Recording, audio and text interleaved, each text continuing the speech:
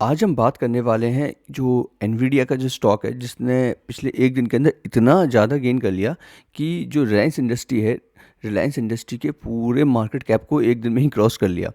तो आप समझ सकते हैं कि कितनी बड़ी कंपनी है और आने वाले टाइम में एआई का जो फ्यूचर है वो बहुत ही वास्ट है और बहुत प्रॉफिटेबल भी है ना। तो इसमें हम देखते हैं सबसे पहले एनवीडिया है क्या। एनवीडिया देखिए एक यूएस की कंपनी है ना। और ये पर्टिकुलरली इस समय इसके स्टॉक इसलिए बढ़ रहे हैं क्योंकि ये एआई में काम कर रही है, आर्टिफिशियल इंटेलिजेंस में। आप इसका शेयर प्राइस भी देख सकते हैं, ये मैंने शेयर प्राइस का रखा हुआ है। अप्रैल 2023 की बात है, तब ये अराउंड 257 और उसके बाद भी आप देखेंगे तो लगभग 200-150 के आसपास ये शेयर ट्रेड करता था। फिर अचानक से जो एआई का एकदम से यूफोरिया बना कि भाई एआई एआई और सब लोग एआई के पीछे भागने लगे। और यहाँ आप देखेंगे आज इसका शेयर जो पहुँच गया है वो कितना, $778। तो मतलब बहुत हाई गेन किया इसने इस टाइम में, और एक दिन का गेन ही केवल रिलायंस के मार्केट कैप को क्रॉस कर गया। तो एक बात इसमें, दो तीन बातें हमारी क्लियर हो जाती हैं। पहला कि देखिए एआई का आने वाले टाइम में फ्यूचर तो बहुत अच्छा है ही, ठीक है। और एनवीडिया जो है वो बहुत अच्छा ग्रो किया है। अब इसमें हमें ये देखना है कि हम इससे बेनिफिट कैसे ले सकते हैं। तो पहला तरीका क्या है कि हम एनवीडिया के स्टॉक्स खरीद लें। देखो पहले तो वो पहली बात तो ये कि काफ़ी बढ़ चुका है ये, ठीक है। लेकिन उसके और कुछ प्रॉब्लम्स भी है। जैसे आप एक न्यूज़ ये देखोगे, ज़रूदा का जो राइवल है ग्रो, काफ़ी लोग ग्रो पे हैं, कुछ ज़रूदा पे, कोई आप स्टॉक्स पे, कोई किसी पे भी हो सकता है। तो ग्रो के थ्रू क्या करते थे, आप यूएस के स्टॉक्स में इन्वेस्ट कर सकते थे, है ना। लेकिन अभी कुछ टाइम पहले उसने मना कर दिया है कि आप ट्रेड नहीं करिए, क्योंकि कई लोग सीज़ किया है, मना मत नहीं किया है, मतलब सीज़ किया है कि आप उससे बाय नहीं कर सकते। अभी राइट नाउ कितने 1500 से लेकर 2000 यूज़र्स ऐसे हैं जो होल्ड किए हुए हैं यूएस के स्टॉक्स को। और उसने मना क्यों किया है, सीज़ क्यों किया है, सॉरी, वो इसलिए किया हुआ है कि जो टीसीएस लगा हुआ है, कि जैसे अगर आपने रेमिटेंस किया उस प्रोसेस में आपका 20% टैक्स कट जाएगा, है ना। Tax cut at source. तो आपने 100 रुपये इन्वेस्ट किया सपोज, तो 80 ही इन्वेस्ट होंगे, तो एक बहुत बड़ा मार्जिन तो वैसे ही चला जाएगा। अब ऐसा हो क्यों रहा है, क्योंकि देखो इंडियन गवर्नमेंट जो है वो नहीं चाहती कि पैसे बाहर जाएं, ठीक है। वो चाहती है कि जो पैसे इन्वेस्ट हो रहे हैं वो इंडिया में ही इन्वेस्ट हो, ताकि इंडियन मार्केट बढ़े और इंडिया को उसका बेनिफिट मिले, ना कि वो पैसा बाहर चला जाए। तो इसलिए नए नए रूल आ रहे हैं। तो जो आप इंडिया से अगर बाहर इन्वेस्ट करने का सोच रहे हो, तो रूल्स एक तो चेंज हो सकते हैं, ऊपर से अगर आप बहुत बड़े प्लेयर नहीं हो, मतलब बहुत बड़े से मतलब ऐसा नहीं कि करोड़ों रुपए इन्वेस्ट कर रहे हो, लेकिन अगर आप अच्छे खासे पैसे इन्वेस्ट नहीं कर रहे हो तो एक तो आपको बेनिफिट नहीं होगा। तीसरा, आपको यूएस के मार्केट का बहुत आइडिया होना चाहिए, केवल एक न्यूज़ के बेसिस पे आप कर नहीं सकते हो। तो वो एनालिसिस फिर डिफरेंट हो गया। हालांकि अब जो गिफ्ट सिटी हो गई है गुजरात में स्टार्ट, वहाँ से कुछ लोगों ने पार्टनरशिप कर ली है, कुछ ब्रोकर्स ने, तो उसके थ्रू अकाउंट खुलवा के हम कर सकते हैं। उसकी मैं कभी और आपको बताऊंगा कि किस तरीके से इसमें सिचुएशन क्या बनती है, ठीक है। चलिए, तो ये बात तो हमें समझ में आ गई है कि अभी डायरेक्ट एनवीडिया में जाना तो ठीक नहीं रहेगा, और फिर हमें उसके लिए पूरे यूएस मार्केट सर्च करना पड़ेगा कि भाई वहाँ क्या क्या एआई से हमें बेनिफिट मिल सकते हैं या कौन कौन से शेयर्स हैं। तो इससे बेटर क्या है, हम इंडियन मार्केट की बात करें कि इंडिया में हमें कहाँ का बेनिफिट मिल सकता है और किस तरीके से हम उसका बेनिफिट ले सकते हैं। तो ये आप एक न्यूज़ देखेंगे, रिलायंस और एनवीडिया, इनकी ये न्यूज़ है 8 सितंबर 2023 की। मतलब अभी इन्होंने पिछले ही कुछ 2-3 महीने पहले ही इनकी आपस में बात हुई कि भाई हम आपस में मिलके इसको प्रमोट करेंगे, स्टार्ट करेंगे। और सेकंड है कि टाटा पार्टनर्स, है ना। तो टाटा और रिलायंस दो इन्होंने, एनवीडिया ने इंडिया में पार्टनरशिप कर रखी है। तो इनके बेसिस पे हम देख सकते हैं कि हमें क्या क्या बेनिफिट होने वाला है। जैसे ये रिलायंस का जो है, NVIDIA powered AI structure is the foundation of the new frontier into AI for Reliance Jiocom Infocom, Reliance industries telecom arm. मतलब जो जियो प्लेटफॉर्म बनाएगा उसमें ये एनवीडिया का यूटिलाइजेशन कर, एनवीडिया के साथ कोलैबोरेशन करके एक अपना एआई का प्लेटफॉर्म बनाएगा, या एनवीडिया के थ्रू बनाएगा, उसके साथ मिलकर कोलैबोरेशन करके ये इसको सर्व करेंगे, है ना। और ये टेलीकॉम इंडस्ट्री में यूटिलाइजेशन करने की इनकी शायद प्लानिंग है, और बाकी जैसे जैसे न्यूज़ आएगी उस तरीके से हमें पता पड़ेगा। लेकिन ये तय है कि जियो को इससे बेनिफिट होने वाला है, ठीक है, रिलायंस जियो को। तो ये एक स्टॉक है कि भाई अगर एनवीडिया बढ़ रहा है, वहाँ का अगर यूटिलाइज होता है सॉफ्टवेयर, तो वो रेप्लिकेट इंडिया में होगा, और थ्रू जियो वीकेंड हम देख सकते हैं कि इंडिया में किस तरीके से आएगा। और अगर हम टाटा की बात करें, तो देखिए टाटा कम्युनिकेशंस एंड एनवीडिया, मैंने कहा कि जैसे जियो है उनका टेली कम्युनिकेशन, वैसे ही टाटा कम्युनिकेशन है। तो ये भी क्या डेवलप करेंगे, एआई क्लाउड इन इंडिया, ठीक है। और वो क्या करेगा, जो भी क्रिटिकल इंफ्रास्ट्रक्चर है, जो हमें यूज़ होगी वो उसके लिए ही यूटिलाइजेशन होगा। सिमिलरली टीसीएस क्या करेगा, फिर से जनरेटिव एआई की एप्लीकेशन क्या है, जैसे चैट जीपीटी वगैरह हो गया, है ना। तो टीसीएस क्या करेगा, एआई के साथ, मतलब सॉरी, इसके एनवीडिया के साथ मिलके एक ऐसी कैपेबिलिटीज़ डेवलप करेगा जो जनरेटिव एआई एप्लीकेशंस को डेवलप कर सकें, ठीक है। तो हमें 3 शेयर्स तो वैसे ही मिल गए कि जो आने वाले टाइम में अगर एनवीडिया बहुत ग्रो करता है तो इंडिया में इनसे हम ग्रोथ ले सकते हैं। साथ ही साथ अगर हम एनवीडिया की वेबसाइट पर जाएं तो इनका पार्टनर नेटवर्क लोकेटर है, और यहाँ हम पार्टनर कंट्रीज़ देखें तो एपेक में जाएं, और एपेक में अगर हम देखेंगे तो मैंने इंडिया टिक किया हुआ है। एंड इंडिया टिक करने के बाद मैंने कुछ इसके शेयर्स देखे कि कितने पार्टनर हैं, तो 36 निकल के आए पार्टनर। उनमें से मैंने सबका देखा कि शेयर मार्केट में कौन कौन लिस्टेड है और किसकी क्या सिचुएशन चल रही है। तो जैसे E2E नेटवर्क देखा मैंने, ठीक है। सिमिलरली इन्फोसिस है, ओके। एंड और आप देखिए तो L&T टेक्नोलॉजी सर्विसेज हो गया, ठीक है। राशि पेरिफेरल्स ये अभी लिस्ट हुआ है कुछ टाइम पहले ही। टीसीएस हो गया, टीसीएस तो हमने पढ़ भी लिया कि टीसीएस है एक। टाटा एलेक्सी हो गया जो अभी काफ़ी राइज कर गया, और वो भी एआई की वजह से ही किया। और इसका भी हम चार्ट देखेंगे कि इतना करेक्शन लिया नहीं, जितना एक्सपेक्ट किया था उतना करेक्शन उसने लिया नहीं। टाटा एलेक्सी, टेक महिंद्रा एंड विप्रो, तो ये कुछ शेयर्स हमने देखे हैं कि जिनका हम बास्केट बना के हम जिनको ले सकते हैं। तो चलिए सबसे पहले स्टार्ट करते हैं हम जियो के साथ। तो देखिए जियो, मैंने अभी कुछ दिन पहले मैंने अपने चैनल पे इसको डिस्कस भी किया था कि जियो आने वाले टाइम में एक अच्छा परफॉर्मेंस दे सकती है, क्योंकि देखिए इसके पास क्या है, डेटा बेस है, ठीक है, रिलायंस का, और रिलायंस का बैकअप है। तो इसकी बहुत बड़ी पॉसिबिलिटी है कि ये आने वाले टाइम में बहुत अच्छा रिटर्न हमें बना के दे। जिस तरीके से बजाज फाइनेंस वगैरह कई मल्टीपल टाइम्स रिटर्न दे दिया, तो it can be a multibagger also. तो और अभी आप देखेंगे तो इसकी बुक वैल्यू कितनी है, 182, और current price 334।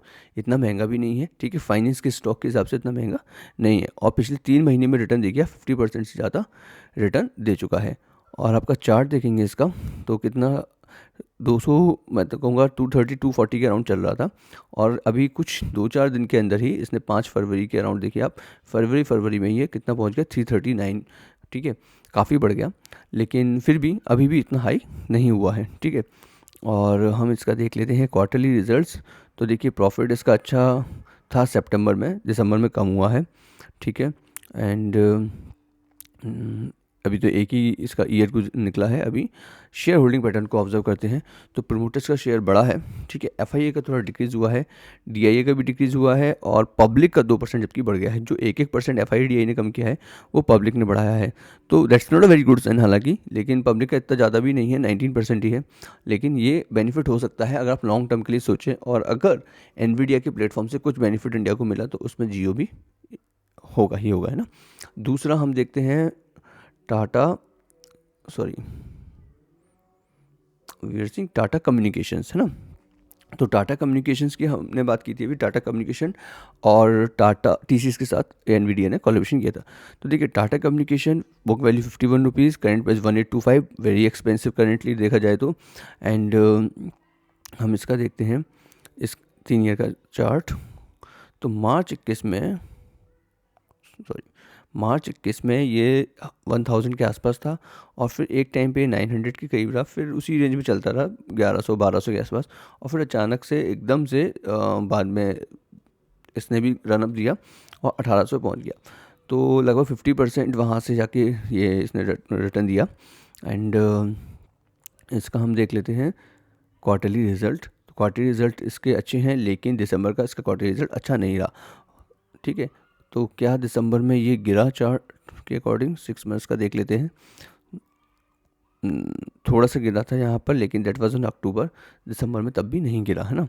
And profit and loss देखें ईयर ऑन ईयर बेसिस पे तो ठीक है, बल्कि मार्च 23 में अच्छा खासा रिटर्न पोस्ट किया है इसने, और होपफुली कि आने वाले टाइम में भी अच्छा ही परफॉर्मेंस देगा। हम देखते हैं इसका शेयर होल्डिंग पैटर्न। तो एफआईए का देखेंगे, देन एफआईए ने बीच में रिड्यूस किया अपना, है ना, लेकिन फिर से अपना स्टेक को अप किया। एंड डीआईआई तो देखिए बढ़ाते ही गए हैं अपना शेयर लगभग, और 14 से 13, 12 थोड़ा सा यहाँ पर रिड्यूस हुआ, पर फिर भी कंपेटिवली अगर मार्च 21 की बात करें तो ज़्यादा है, ठीक है, और प्रमोटर्स का तो कांस्टेंट है। एंड देन पब्लिक की हम बात करें तो पब्लिक 9-10% के आसपास कंटिन्यूस बनी हुई है, ना ज़्यादा हो रही कम हो रही है, उसी रेंज में कम से कम चल रही है। तो ये शेयर लेकिन टाटा का है तो काफ़ी बेनिफिट आगे वाले टाइम में इसको भी मिल सकता है। और जैसे कि हमने कहा कि हम कैसे बेनिफिट ले सकते हैं, उनमें से एक हो गया ये। अब हम बात करते हैं इसका टाटा TCS की, सॉरी TCS, ओके,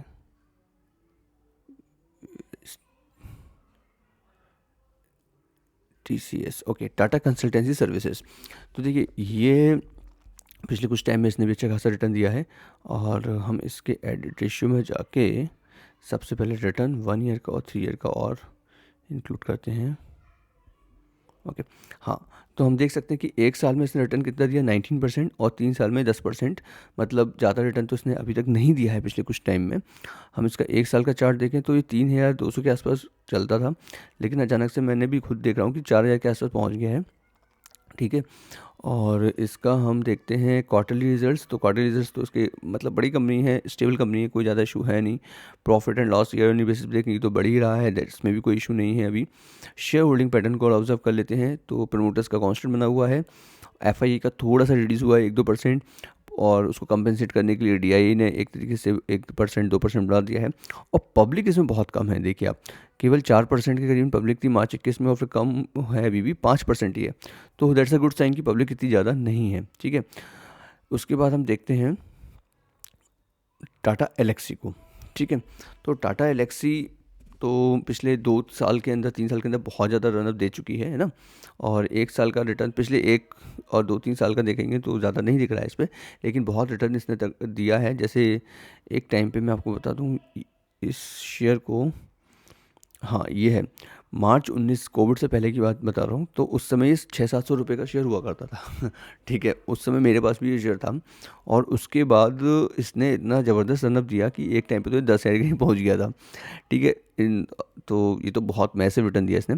चलिए हम एक साल का चार्ट देखते हैं, तो ये 6,000-7,000 के आसपास चलता था, और अभी भी आप देखेंगे तो 8,000 के ही पहुँचने की इसकी कोशिश चल रही, मतलब पहुँच गया है लगभग। तो उस समय मुझे लग रहा था कि ये थोड़ा सा गिरेगा शेयर, क्योंकि जैसे आप यहाँ से देखेंगे कि 700-800 के बाद सीधे बढ़ते हुए 10,000 के ही पहुँचा, लेकिन उसके बाद यहाँ पर देखिए आप, इसने रेंज पकड़ ली 6 से 7,000 के बीच, 6-8 के आसपास, 6-7 के आसपास वहाँ कांस्टेंट बना रहा, और ये पिछले तब से उस टाइम से गिरा नहीं है शेयर, ठीक है। तो इसकी एक्सपेक्टेशन कर रहा था मैं कि ये डाउन आएगा, पर इट डजंट कम डाउन। और फिर अगर हम नेट प्रॉफिट बात करें तो एक कांस्टेंट नेट प्रॉफिट बना हुआ है, एक अच्छा खासा 200 के आसपास दे रहा है, एंड ईयर ऑन बेसिस पे भी ये इंक्रीज़ हो रहा है, okay.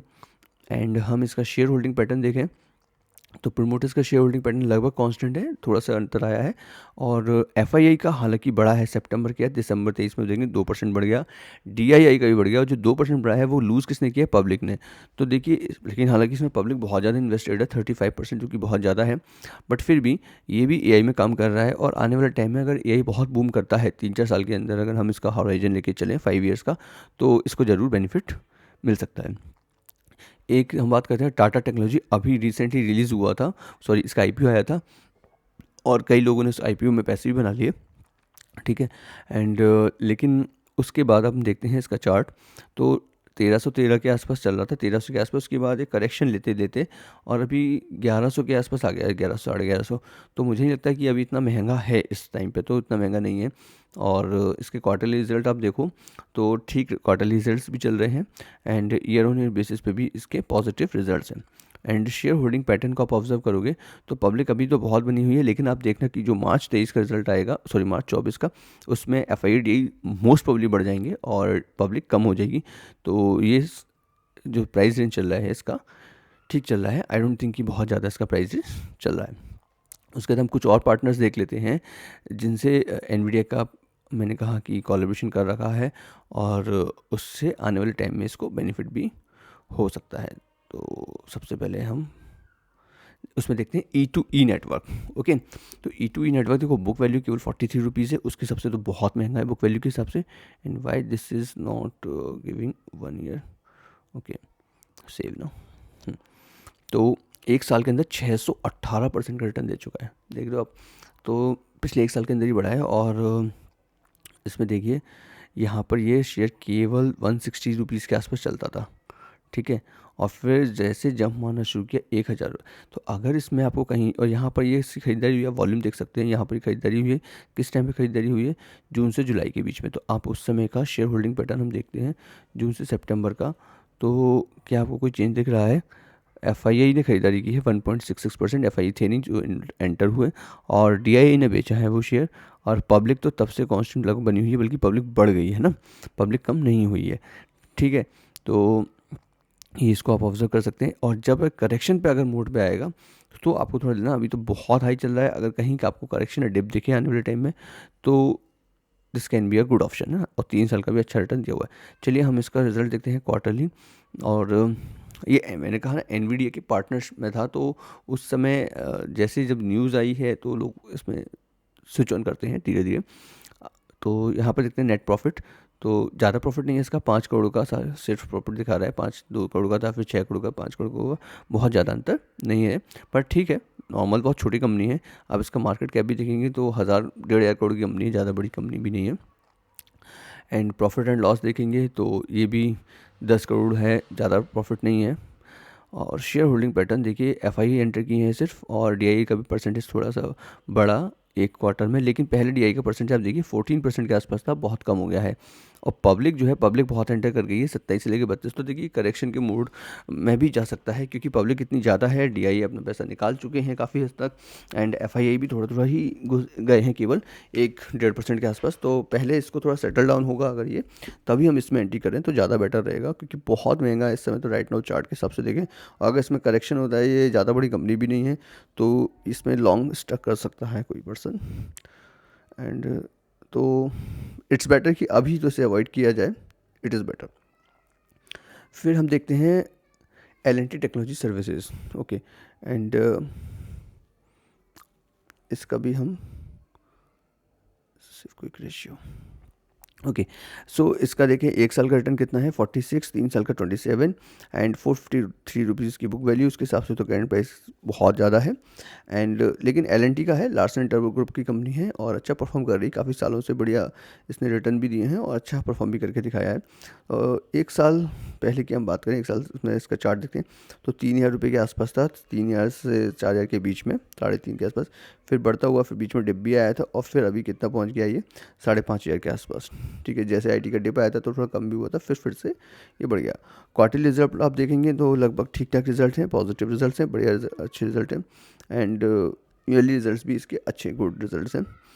And share holding pattern को ऑब्जर्व करेंगे हम तो एफआईआई ने अपना परसेंटेज कम किया है, डीआईआई ने अपना परसेंटेज इंक्रीज़ किया है, और पब्लिक ने अपना परसेंटेज कम किया है, जो कि पॉजिटिव साइन है कि पब्लिक ने कम किया है। ठीक है। तो इसको अपनी बास्केट में, हम जो बास्केट एक बनाएंगे, मैंने कहा ना एनवीडिया को अगर हम नहीं ट्रैक कर सकते, शेयर भी बहुत महंगा है, आप बात करें तो $700 है ना, तो लगभग 35,000 रुपये से ऊपर की बात हो गई सीधे सीधे। तो उसके हिसाब से देखें तो यहाँ पर हम इंडिया में बास्केट बना सकते हैं इसकी ना। फिर एक और शेयर में बात करने वाला हूँ, नेटवेब टेक्नोलॉजीज इंडिया लिमिटेड। ये भी मैं बोल रहा हूँ, ये भी एनवीडिया के साथ पार्टनर है, और बुक वैल्यू इसकी कितनी है 66, और अभी चल रहा है 1,651। एंड इसका भी रिटर्न देखें कि पिछले 1 साल और 3 साल में कितना दिया है। तो अभी इसको शो नहीं कर रहा है, आई थिंक ये अभी ही आई थी कंपनी, हाँ यस, अभी कुछ टाइम पहले ही ये आई है कंपनी, आईपीओ इसका लॉन्च हुआ है शायद। सो लेट मी सी, यस रिसेंटली, ओके। सो अभी देखेंगे तो इसका 800 के आसपास चला, और फिर डबल हो गया तब से तुरंत ही, है ना, यहाँ दिसंबर के बाद से, ओके। और इसका क्वार्टरली रिजल्ट देखें तो ओके, रिजल्ट पॉजिटिव है, एंड ईयरली रिजल्ट देखें तो वो भी ठीक रिजल्ट है। एंड शेयर होल्डिंग पैटर्न को और देख लेते हैं तो एफआईआई ने अपना कम किया है, 10 से 9% हो गए, डीआई ने बढ़ाया है थोड़ा सा, और पब्लिक लगभग 6% के आसपास है, और प्रमोटर्स भी कांस्टेंट बने हुए हैं। तो इसको अपनी बास्केट में थोड़ा सा रखा जा सकता है, पर ज़्यादा नहीं, क्योंकि ये भी करेक्शन ले सकता है, क्योंकि इतना आ गया है ऊपर, डबल हो गया है लगभग पिछले कुछ टाइम के अंदर। तो अगर करेक्शन लिया तो फंसने की बहुत ज़्यादा चांसेस है, क्योंकि मार्केट कैप इसका ठीक है, मार्केट कैप तो हालांकि 9,000 करोड़ के आसपास है, बट स्टिल काफ़ी ज़्यादा रनअप दे चुका है, तो हमको थोड़ा सा अलर्ट रहना होगा इसको देखने के लिए। फिर मैं बात करूँगा राशि पेरिफेरल्स की, जो कि इसका रिसेंटली अभी कुछ टाइम पहले ही इसका आईपीओ आया था। तो आप देख सकते हैं ये 300 साढ़े 300 के आसपास आया, उसके बाद अभी भी केवल 350 के आसपास है। तो I think this is at a right, मतलब ठीक ठाक, ज़्यादा महंगा मतलब लग नहीं रहा है अभी। और मार्केट कैप भी इसका 2300 करोड़ के आसपास है, तो इतना छोटा भी नहीं है कि 1,500 के आसपास हो। और अगर हम इसके रिजल्ट्स की बात करें, हाफ ईयरली रिजल्ट, तो देखो ये 67-72 करोड़, ठीक है। और ईयरली बात करें तो वो भी अच्छे पॉजिटिव रिजल्ट्स दे रहा है ये। एंड शेयर होल्डिंग पैटर्न की बात करें तो एफआईआई का कुछ परसेंटेज है, 2% ज़्यादा नहीं है, डीआई का भी, और 18%। बट आने वाले टाइम में अगर ये अच्छा रिटर्न देते हैं आईटी सेक्टर, तो ज़्यादा चांसेस है कि इसके अच्छे रिटर्न हमको मिले। Tata Consultancy, we have already seen it. Elxsi हमने देख लिया। टेक महिंद्रा, ओके, टेक महिंद्रा देखो ये तो बहुत बड़ी कंपनी है ही, और इसके भी हम देखें पिछले टाइम के कुछ रिजल्ट्स, पॉजिटिव नेगेटिव क्या हैं, तो अच्छे मतलब बहुत ज़्यादा रिटर्न नहीं दिया, 1 साल में 18%, 3 साल में 11%, ज़्यादा रिटर्न नहीं है। और ये करीबन 1000 के आसपास ये शेयर चलता था, और अभी भी आप देखेंगे तो 1300 पहुँचा है, बहुत ज़्यादा तो आगे नहीं बढ़ा है। एंड क्वार्टरली रिजल्ट्स देखेंगे तो वो भी ठीक ठाक हैं, थोड़ा कम हो गए हैं पहले से। एंड प्रॉफिट देखेंगे ईयर ऑन बेसिस पे, तो पिछले बार का प्रॉफिट कम था, इसलिए इसने ज़्यादा रिटर्न दिया भी नहीं है।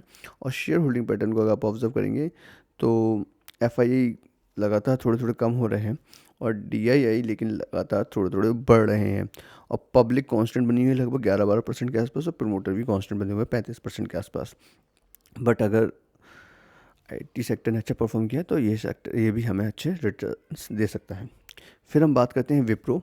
देखो विप्रो, टीसीएस, विप्रो, इन्फोसिस है ना, ये तीनों कंपनी काफ़ी अच्छी इंडियन आईटी सेक्टर में काम कर रही थी, और कर रही थी क्या, कर भी रही हैं। और एक मास रिक्रूटर के तौर पे बहुत सारे लोग इनको जानते भी हैं ना।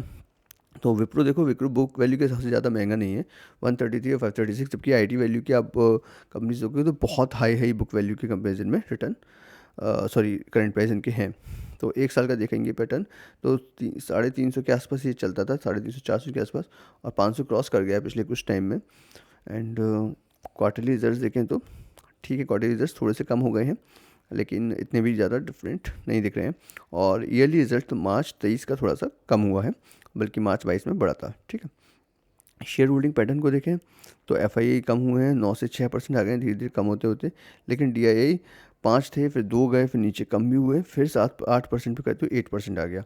और पब्लिक भी बीच में ज़्यादा हुई 15 के आसपास, और फिर 12 पे आ गई है, और प्रोमोटर्स कांस्टेंट बने हुए हैं, ज़्यादा उसमें कोई प्रॉब्लम दिखती नहीं है। तो अगर आप ये जो हमने शेयर्स डिस्कस किए इनका एक बास्केट बनाएं, मतलब एक एक दो दो शेयर लेके रखें, तो आने वाले टाइम में अगर आईटी सेक्टर ग्रो करता है, या फिर मैं कहूँ एआई सेक्टर ग्रो करता है, तो आपको इन सबका बेनिफिट मिलेगा। और जो बड़ी बड़ी कंपनीज है जैसे टेक महिंद्रा हो गई, विप्रो हो गई, अगर आईटी का सेक्टर बनता भी है, आगे चलता भी है, तो ये अपने आप को मॉडिफाई करने पे बहुत पैसा है, बहुत कैश है ना। तो ये उस हिसाब से वर्क करने लगेंगी, अपने अपने प्लेटफॉर्म डेवलप करने लगेंगी, जॉइंट वेंचर करने लगेंगी। तो आप आईटी सेक्टर को बिल्कुल नज़रअंदाज ना करें, आने वाले टाइम में भी ये टेक्नोलॉजी सेक्टर बहुत अच्छा परफॉर्म करके आपको रिटर्न देने वाला है। चलिए, अगर आपको अब मेरा वीडियो पसंद आ रहा हो तो प्लीज़ वीडियो को लाइक एंड सब्सक्राइब ज़रूर करिए, ताकि ये और लोगों तक भी पहुँचे, और लोग ज़्यादा से ज़्यादा पैसे बना सकें। एंड हाँ, ये वीडियो किसी भी प्रकार की रिकमेंडेशन नहीं है कि आप इन शेयर्स को ख़रीदें या बेचें, ठीक है। This is only for information, ठीक है, केवल इन्फॉर्मेशन पर्पज़ के लिए बनाया गया वीडियो था। Thank you.